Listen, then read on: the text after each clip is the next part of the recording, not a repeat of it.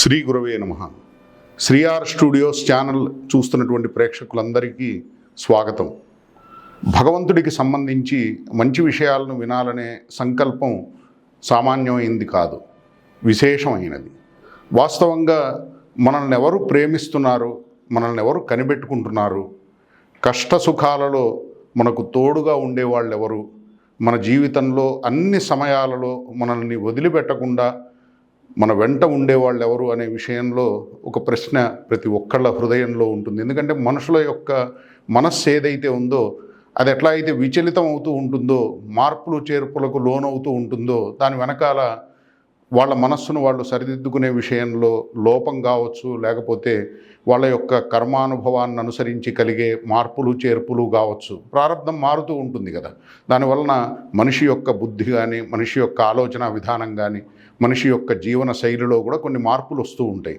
కానీ అంతర్లీనంగా సాధన చేస్తున్నప్పుడు సాధకుడి యొక్క మానసిక స్థితిలో ఎలాంటి మార్పు ఉండదు, ఎలాంటి మార్పుకు లోనయ్యే పరిస్థితి ఉండదు. అందుకని చెప్పే సాధన ముఖ్యమైనది. ఈ సాధన చేసేటప్పుడు అబ్జర్వ్ చేస్తే, మనం గమనిస్తే మనకు అర్థమయ్యే విషయం ఏంటంటే, మనల్ని అన్ని సమయాల్లో ప్రేమిస్తున్నవాడు, కనిపెట్టుకుంటున్నవాడు భగవంతుడు. ఏ క్షణము కూడా ఆయన మనల్ని వదిలిపెట్టట్లేదు. ఈశ్వర సర్వభూతానాం హృద్దేశేర్జున తిష్టతి సర్వస్య చాహం హృది సన్నివిష్టః. మరి భగవంతుడు హృదయంలో ఉన్నప్పుడు మనల్ని కనిపెట్టుకుంటున్నాడు అని మనం ఒప్పుకోవాలి, ఆ స్పృహలో ఉండాలి. అది మన అనుభవంలోకి రావాలి అంటే మనలో విశ్వాసం కూడా ఉండాలి కదా. అంటే వేదం ఏదైతే చెప్తోందో దాన్ని మనం ఎంతవరకు నమ్ముతున్నాం, మనం నమ్మనంత వరకు మనకు ఆ అనుభవం అనేది కలగదు. కాబట్టి మన విశ్వాసాన్ని బలపరుచుకునే ప్రయత్నమే సాధన. భగవంతుడు అనుక్షణం ప్రతి ప్రాణి హృదయంలో ఉండి ప్రతి భావాన్ని, ప్రతి ఆలోచనని గమనిస్తూ ఉంటాడు. ఇంకా చెప్పాలంటే అసలు మనకు కర్మఫలాన్ని ఇచ్చేదే భగవంతుడు కదా, కర్మలను నోట్ చేసుకునేది, రాసుకునేదే ఆయన కదా. ఇంతకీ కర్మ ఏంటి? ఏది మనం చేస్తున్న పని? మనస్సుతో చేసే ఆలోచనే మనం చేస్తున్న పని. నహి కశ్చిత్ క్షణమపి జాతు తిష్టత్యకర్మ కృత్. ఒక్క క్షణకాలం కూడా ఎవరు కూడా పని చేయకుండా ఉండరు అని చెప్తున్నాడు భగవంతుడు. అంటే మనస్సు చేసే ఆలోచనే కర్మ. శారీరకంగా, బాహ్యంగా మనం ఏదైతే పని చేస్తూ ఉంటామో, సాధన చేస్తూ ఉంటామో, అది కర్మ కాదు. మనసైవ కృతం రామ న శరీర కృతం కృతం అని చెప్తున్నాడు యోగవాసిష్టంలో వశిష్ఠుడు. అంటే మనస్సుతో చేసే ఆలోచనే కర్మ, శరీరంతో చేసేది కర్మ కాదని చెప్పి ధృవీకరిస్తున్నాడు భగవంతుడు. భగవద్గీతలో చెప్తున్న విషయం కూడా, మీ మనస్సును మీరు జాగ్రత్తగా పరిశీలించుకోండి, మీ మనస్సును మీరు చక్కగా పెట్టుకోండి. మీ మనస్సు చేసే ఆలోచనే కర్మ. అది సత్కర్మ కావాలన్నా, దుష్కర్మ కావాలన్నా, మరి లోపల ఉండేటువంటి భావాలను అనుసరించే అది నిర్ణయింపబడుతుంది. మనం బాహ్యంగా ఏం చేయలేదు కదా, మనసులో ఆలోచించేస్తే సరిపోతుంది, అదే కర్మ అవుతుంది అంటే భగవంతుడు లెక్క ప్రకారం అదే కర్మ అవుతుంది. ఎందుకంటే ఈశ్వరీయ క్షేత్రానికి సంబంధించి భగవంతుడు మన మనస్సునే ప్రధానంగా భావిస్తాడు. మన ఏవ మనుష్యాణం కారణం బంధమోక్షయోహో అని చెప్తోంది నారద పురాణం పంచదశి. మరి మనస్సే బంధానికి మోక్షానికి కారణం. మనస్సే భగవంతుడికి దగ్గర చేసేది, నరక యాతనలను అనుభవించేటట్లు, వేరు వేరు యోనుల్లో పరిభ్రమించేటట్లు చేసేది కూడా మనస్సే. మనఃపరం కారణమామనంతి మన ఏవ హి సంసార చిత్తమేవ హి సార. మరి ఈ మనస్సుని భగవంతుడికి దగ్గర చేస్తే ఎంత ప్రయోజనమో, మనస్సును భగవంతుడికి దూరంగా ఉంచి వేరు వేరు విషయాల్లో ఆసక్తిని పెంచుకుంటే అంత ప్రమాదం. అందుకే తస్మాత్ అసక్త సతతం కార్యం కర్మ సమాచర అని చెప్తున్నాడు భగవంతుడు. మీరు చేసే పనిని చక్కగా చేయండి, కానీ అనాసక్తితో చేయండి అని చెప్తున్నాడు. అంటే మన మనస్సులో ఆసక్తి పనికిరాదని చెప్తున్నాడు. ఆసక్తి వేరే విషయాల్లో ఉంటే ఇంక మరి భగవంతుడి విషయంలో ఏమున్నట్టు? మన హృదయంలో భక్తి ఉంది, విరక్తి ఉంది. మనకు సాంసారికమైన విషయాల్లో భక్తి ఉంటే భగవంతుడి విషయంలో విరక్తి ఉంటుంది. భగవంతుడి విషయంలో భక్తి ఉంటే వేరే వేరే ఇతరమైన విషయాల్లో విరక్తి ఉంటుంది. విరక్తి కానీ భక్తి కానీ మనస్సుకు సంబంధించింది, శరీరానికి, శరీర సంబంధమైన చేష్టలకు సంబంధించింది కాదు. ఎందుకంటే శరీరంతో సంసారాన్ని మనం చూస్తున్న, అంటే సంసార సంబంధమైనటువంటి పనులను శరీరంతో నిర్వహిస్తున్న, మన విధులను, మన బాధ్యతలను మనం నిర్వర్తిస్తున్న దానివలన భక్తికి ఎలాంటి ఆటంకము లేదు, అభ్యంతరము లేదు. భగవంతుడు మనస్సును కోరుకుంటాడు, శరీరాన్ని కాదు. ఇప్పుడు భార్యాభర్తలే ఉన్నారు, భార్య భగవంతుడిని కాదు భర్తనే ధ్యానిస్తోంది అనుకోండి, ఆమె నిద్ర కూడా లేవాల, ఇంకా 7 అయినా 8 అయినా 9 అయినా. అక్కడ ఆయనకి కాఫీ ఇవ్వలేదు, టిఫిన్ లేదు, ఆయనకి ఏదన్నా వంట చేయటం దానికి సంబంధించినటువంటి ప్రయత్నం లేదు. ఆమె నిరంతరం ఆ ధ్యానంలోనే, ఆ ధ్యాసలోనే నిమగ్నరాలై ఉంది. మరి భర్త సంతోషిస్తాడా? నీ ధ్యానం వద్దు, నీ ప్రేమ వద్దు, నాకు కావలసిన పని చేసి పెట్టు అని అడుగుతాడు. కానీ భగవంతుడు అట్లా చెప్పట్లా, ఆయన మనస్సును సమర్పించమని చెప్తున్నాడు. నాకు శరీరం కాదు ముఖ్యం, మనస్సు ముఖ్యమని చెప్తున్నాడు. అందుకనే పత్రం పుష్పం ఫలం తోయం యోమే భక్త్యా ప్రయచ్చతి తదహం భక్త్యుపహృతమశ్నామి ప్రయతాత్మనః అని చెప్తున్నాడు. మీరు నాకు ఏం సమర్పిస్తారనేది అది నాకు ముఖ్యం కాదు, ఎలాంటి భావంతో సమర్పిస్తారు అది నాకు ముఖ్యమని చెప్తున్నాడు. అంటే ఆయన మన నుంచి ఏం ఆశిస్తున్నాడు? ఈ వస్తువులన్నీ, ఈ సామగ్రంతా భగవంతుడు ఇచ్చిందే కదా. అహంకారంతో, అజ్ఞానంతో ఇది నాది అని మనం చెప్పుకుంటున్నాం, కానీ అన్నీ వదిలిపెట్టి వెళ్ళిపోతున్నాం కదా. ఏమన్నా తీసుకొచ్చామా? ఏమన్నా తీసుకెళ్తామా? కట్టుకున్న బట్టను కూడా తీసుకెళ్ళటానికి లేదు. మరి ఇది నాది అని మనం అహంకరించి అజ్ఞానాన్ని పెంచుకుంటున్నట్లే కదా. అందుకే ఆయనకు పేరే ఈశ్వరుడు. ఆయన జగన్నాథుడు, విశ్వనాథుడు, శాసకుడు, అధ్యక్షుడు, నియంత, సర్వద్రష్ట, సర్వసాక్షి, సర్వశక్తిమంతుడు. మరి ఆ భగవంతుడు ఎంత కృపతో, ఎంత దయతో ఇంత సంసారాన్ని ఏర్పరిచి జీవులకు సాధన నిమిత్తం మరి ఆ ప్రకృతితోనే శరీరాన్ని కూడా ఏర్పరిచాడు కదా. తల్లి గర్భంలో శరీరం ఏర్పడింది. తల్లికి కానీ తండ్రికి కానీ ఆ శరీరం గురించి తెలియదు, లోపల ఎట్లా నిర్మాణం అయిందో కూడా. మరి ఆ శరీరాన్ని నిర్మించింది భగవంతుడు తన అచింత్యమైనటువంటి అద్భుతమైన శక్తితో. మరి శరీరాన్ని ఇచ్చాడు పోషణ నిమిత్తం, ఆ శరీరాన్ని కాపాడటం కోసం.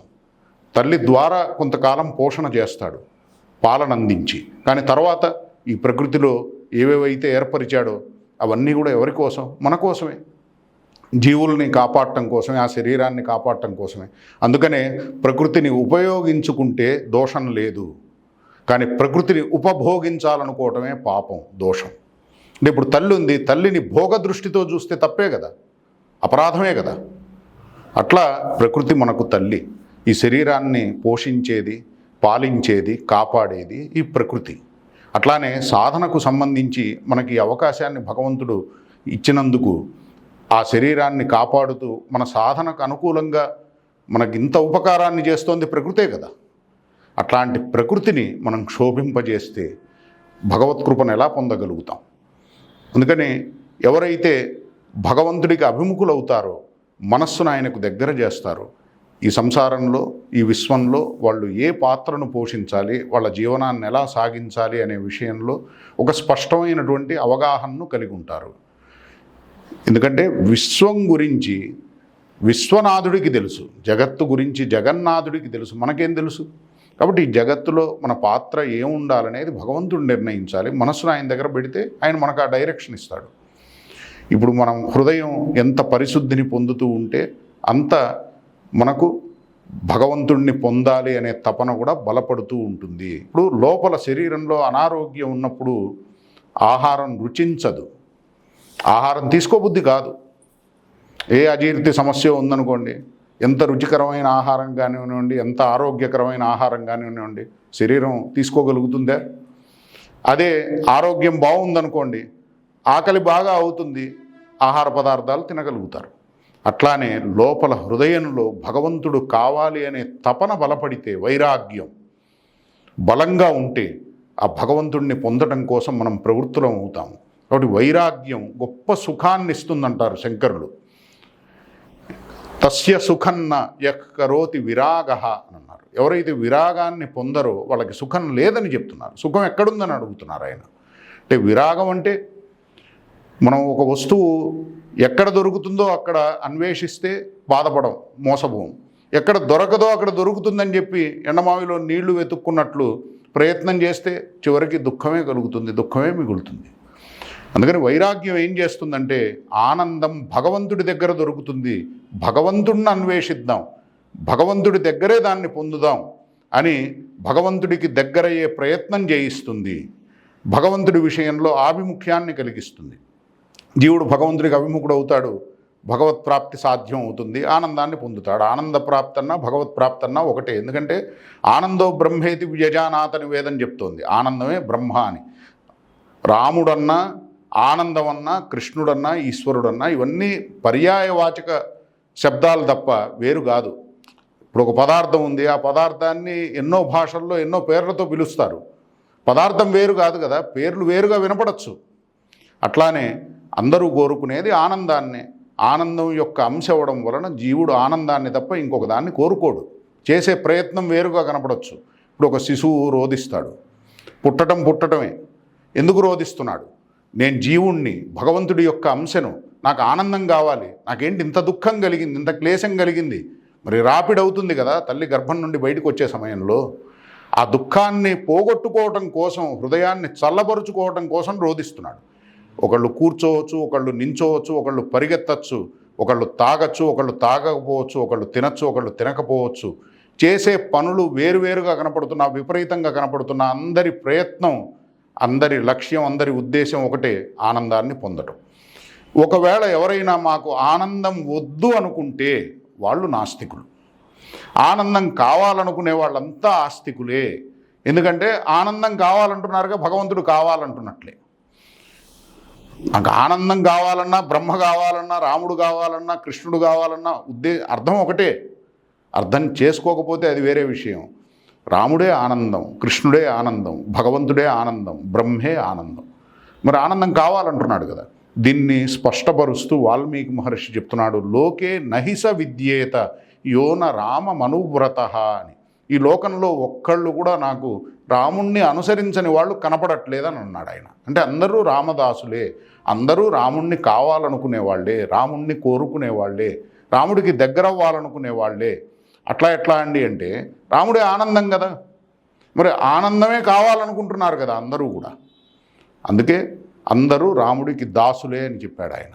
దాసభూతో హరేరేవ నాణ్యస్యైవ కదాచన దాసభూతమిదం తస్య జగత్ స్థావర జంగమం శ్రీమన్నారాయణ స్వామి జగతాం ప్రభురీశ్వర. అందుకని చెప్పి మనల్ని నిజంగా ప్రేమిస్తున్నవాడు, మన శ్రేయస్సు గురించి అనుక్షణం తప్పిస్తున్నవాడు భగవంతుడు. తల్లిదండ్రులకు ఏముంటుంది ఆలోచన? వాళ్ళు దేని గురించి ఎక్కువ ఆరాటపడతారు? పిల్లలు సంతోషంగా ఉండాలి, సుఖశాంతులతో ఉండాలి అని. అట్లానే భగవంతుడు కూడా మన శ్రేయస్సు గురించి అనుక్షణం ఆరాటపడుతూ ఉంటాడు. ఎందుకంటే ఆయనే మనకు తల్లి తండ్రి కాబట్టి. ఎందుకు దివ్యో దేవ ఏకో నారాయణో మాతా పితా భ్రాత నివాస శరణం సుహృద్గతిర్ నారాయణ ఇతి అని సుబాలశ్రుతి చెప్తోంది. అలానే పితాహమస్య జగతో మాతా ధాత పితామహ అని చెప్తున్నాడు భగవంతుడు. గతిర్భర్త ప్రభు సాక్షి నివాస శరణం సుహృత్ అని చెప్తున్నాడు. ఇప్పుడు ఆత్మకు అన్ని సంబంధాలు పరమాత్మతోనే ఉన్నాయి. ఇది పరమాత్మతో తప్ప ఇంకెవరితో సంబంధం లేదు ఆత్మకు. మరి అన్ని సంబంధాలు ఒక్క పరమాత్మతో ఉన్నాయి కాబట్టి పరమాత్మను తండ్రిగా భావించవచ్చు, తల్లిగా భావించవచ్చు. ఆయన్ని అన్ని విధాలుగా మనం భావించి ఆయనకు మన మనస్సును దగ్గర చేసుకోవచ్చు. ఇప్పుడు శరీరానికి సంబంధించి తల్లి వేరు, తండ్రి వేరు, అక్కయ్య వేరు, అన్నయ్య వేరు, తమ్ముడు వేరు, చెల్లెలు వేరు, పిన్ని వేరు, పినతండ్రి వేరు, ఇవన్నీ మారుతూ ఉంటాయి, వేరే వేరే వ్యక్తులు. కానీ ఆత్మకు సంబంధించి అన్ని సంబంధాలు భగవంతుడితోనే ఉన్నాయి, పరమాత్మతోనే ఉన్నాయి. అందుకని భగవంతుడిని మనం ఎట్లా భావిస్తే అట్లా ఆయన మనకు దగ్గర అవుతాడు. యద్భావం తద్భవతి యో యదిచ్చతి తస్య తత్. మనం ఏది కోరుకుంటే అది మనకు లభిస్తుంది. మనకు ఆనందం కావాలి, దుఃఖం కావాలి. ఆనందం కావాలి అంటే భగవంతుడిని కావాలి అనుకోవాలి. ఆనందం వద్దు అనుకుంటే ఇంకేదో కావాలనుకుందాం.